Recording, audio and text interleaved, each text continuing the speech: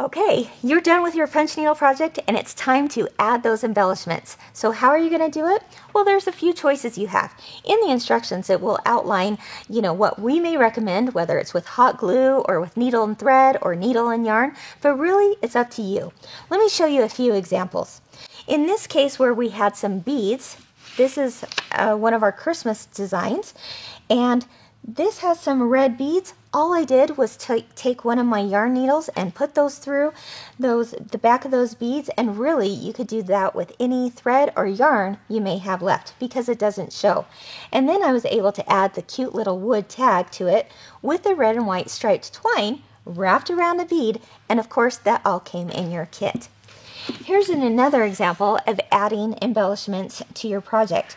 Again, I've got these specialty made buttons, and I'm just going to use my yarn needle to go right through the button itself and attach those, in this case with my white yarn. With the bow, as I mentioned earlier, you could either tie this as a bow and put it on with hot glue, or you could certainly attach it with needle and thread as well. It's up to you. Now with this one, we actually wanted to attach our buttons with yarn and needle. So as you can see, we've got our black buttons here, and I just attached it with the red yarn and the needle that came in your kit. Right here, I did the same thing with the remaining green yarn to match with the sweet little worm button. So you've got options, but there's a few ideas for you.